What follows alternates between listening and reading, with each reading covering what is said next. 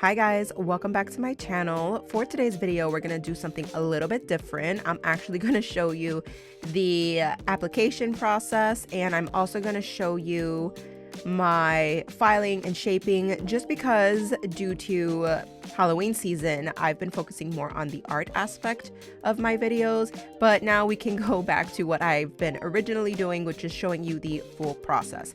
So this cuticle pusher that I'm using is by, I don't know how to say the name. I think it's Stolix, and I got this at the Chicago Nail Connect last year, and I absolutely love it. The cuticle pusher itself is very thin.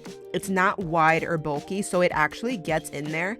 And I use the other end of the cuticle pusher lately to just remove all of that dead cuticle from the nail plate without having to use my e-file, because it just makes it more clear whether or not I even need to use my e-file. So I really love it. Definitely check these out. They are on the pricier side of things. I will just throw that out there, but definitely worth an investment if you're looking for a good cuticle pusher.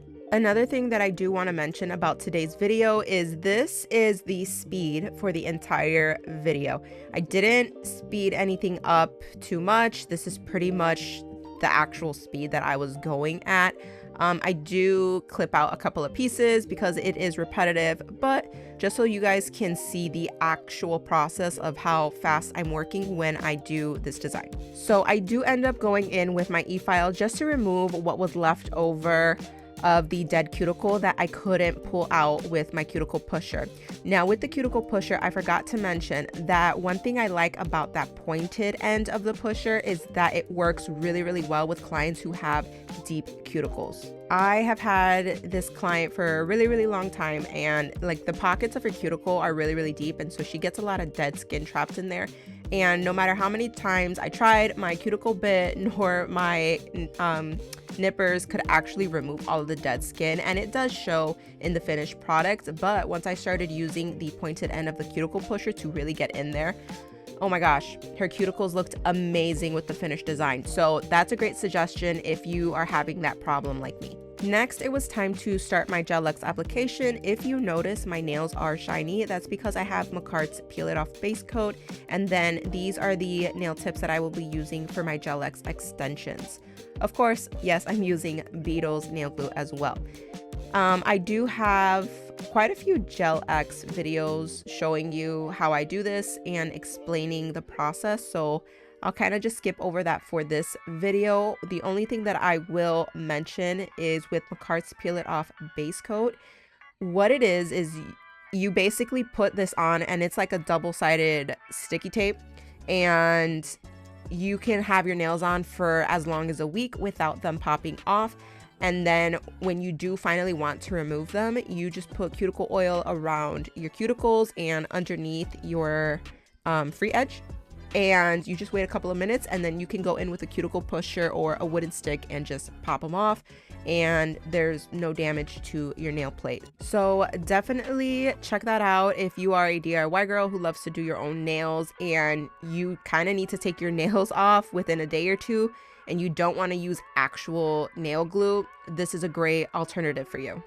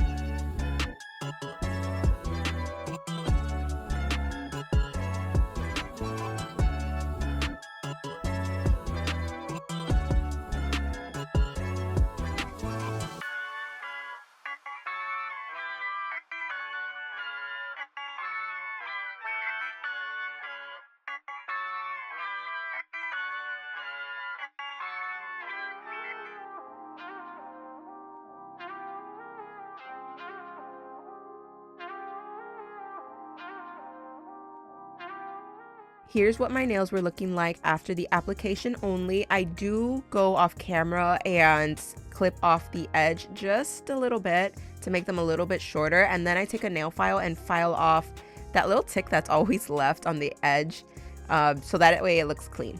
But before I actually cut the tips, I do go in with this 5-in-1 carbide bit by Melody Susie just to blend in that cuticle area with my natural nail as much as possible so it doesn't show in the finished design.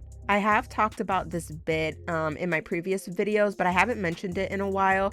This bit's really cool because it's kind of a multi-functional bit where the very tip that you see me using right here is an extra fine carbide grit, and then all the way towards the bottom of the barrel is an extra coarse grit. So I really like using these if I'm gonna do my Gel X tips.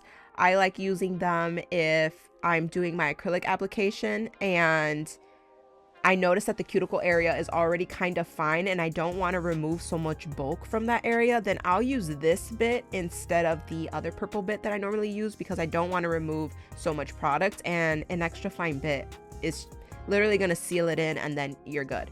So I will leave this bit in the description below, that way you guys can check it out if you're interested.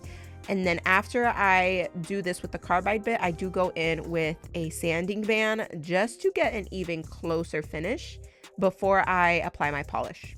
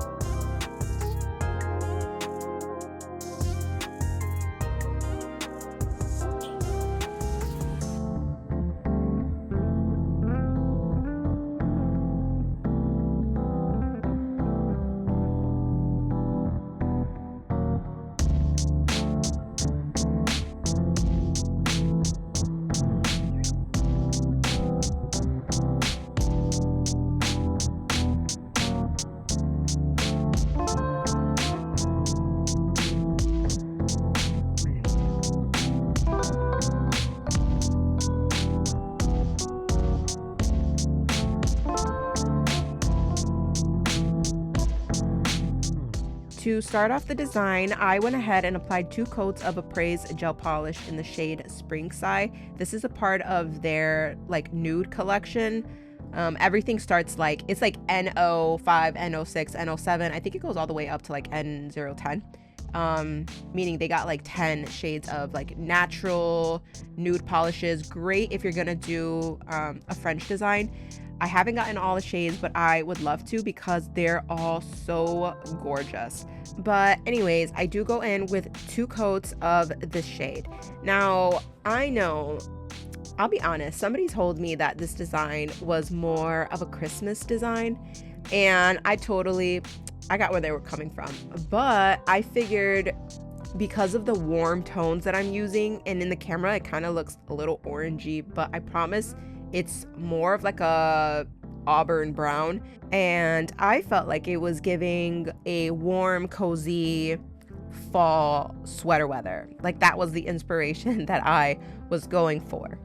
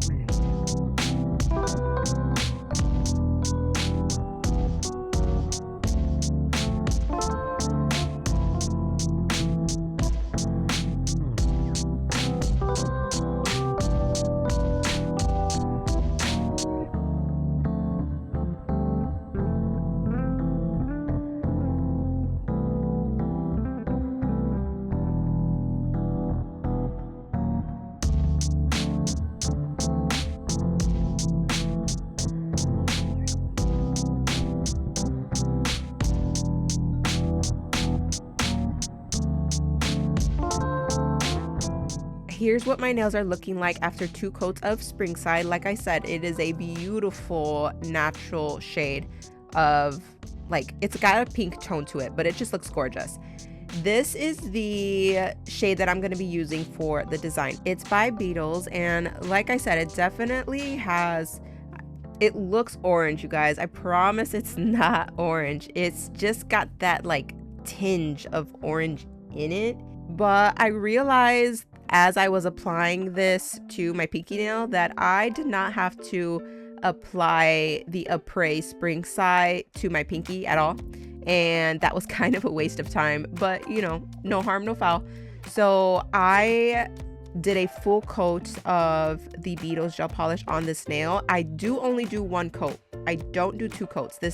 I left it this way because this is going to be a sweater nail, but the pigmentation and the coverage was just so good that I didn't even need to do 2 coats anyways. And then after that, I do take the same shade of Beetles and make a French nail design for my thumb and my middle finger.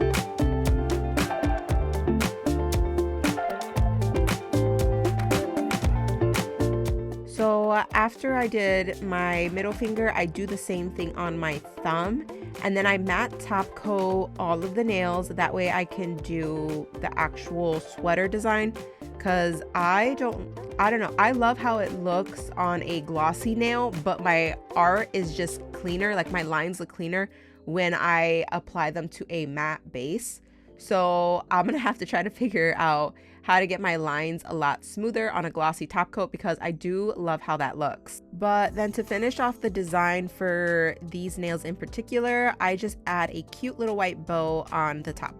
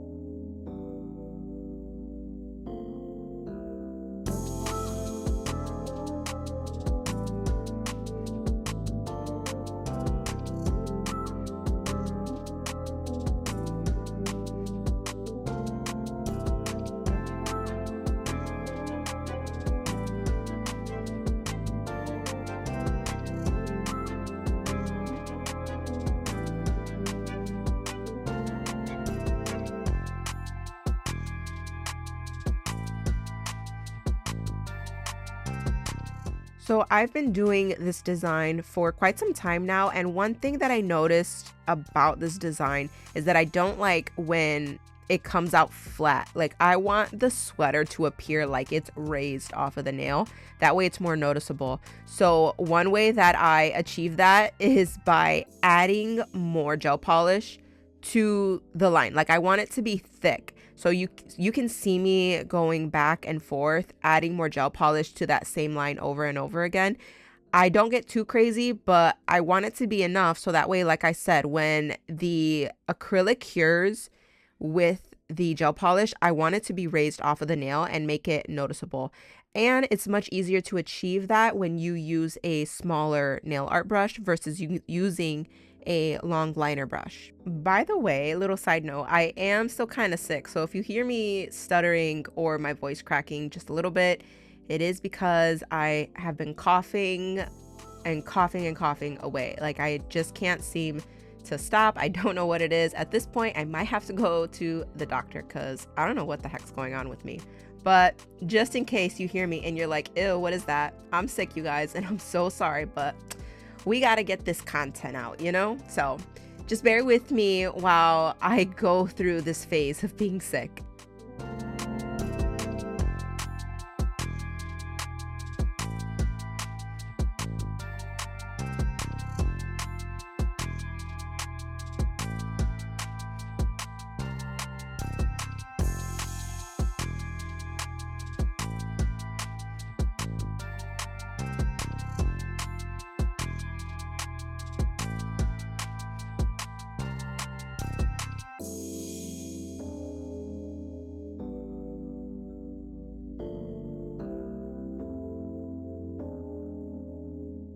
So if you've never done a design like this before, here's how you do it. Once you apply the design, do not cure the gel polish. You want to take some clear acrylic and literally throw that over the wet polish. Now, you want to be careful that you don't mess up the design by accidentally scraping it against like the stick or whatever it is that you're using. And once you're done, you're going to tap your finger, to remove all of the excess acrylic powder. Put it in your curing lamp and cure it for a full 60 seconds. And then you can do this part right here, which is where I start brushing away the excess acrylic powder.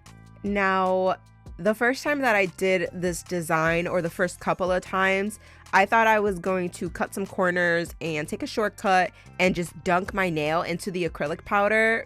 Take it from me, don't do that. Just take a swatch stick or even the end of a long nail tip and gently start throwing that acrylic over the gel polish. You don't want to cut corners, because what's going to happen if you do it the way I did it is you're going to mess up the design and it's going to smudge all over the place. And now you've got clumpy gel polish that you have to clean up on the nail, and it's really annoying. So don't do it the way I did it, thinking you were going to take a shortcut.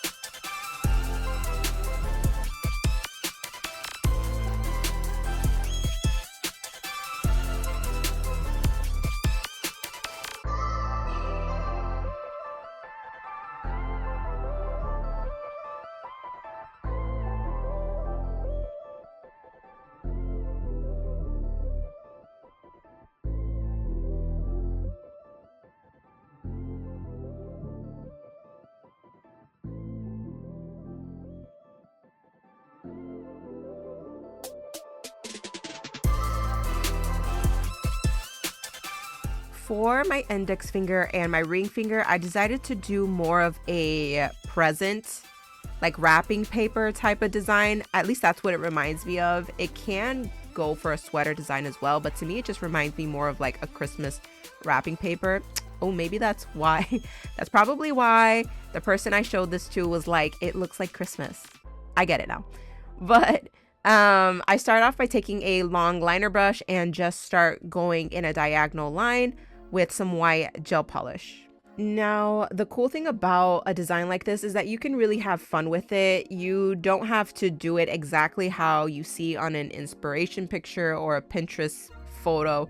You can really be creative and do whatever you want. So this was just me playing around with it. I didn't have anything in mind or anything sketched out for this design, if I'm being honest. So I was just going with my gut on what felt right, and this is what we ended up with.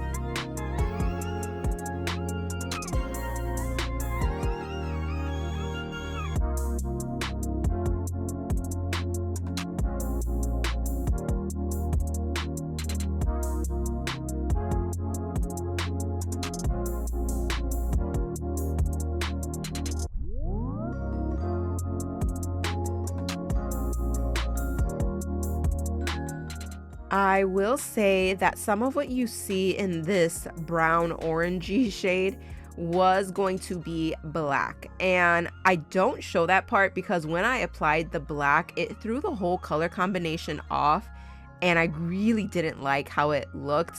And it honestly wasn't even worth showing you guys because you guys would have been like, ew, what is that? What did she do? So I totally just scrapped that whole part of the video and just got to the part where I wasn't second guessing myself and just went in with the brownish orange shade by Beetles.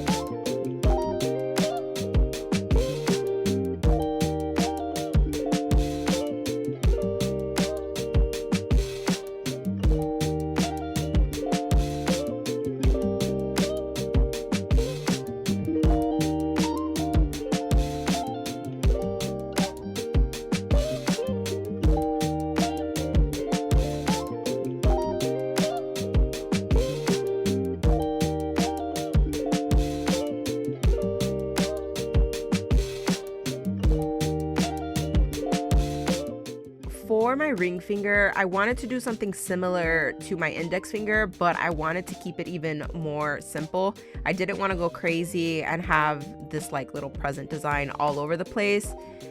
that way, I don't know, I just kind of liked how it looks, just keeping it down at the corner like that. And I didn't do too much down in that corner either. I kept it even more simple compared to my index finger.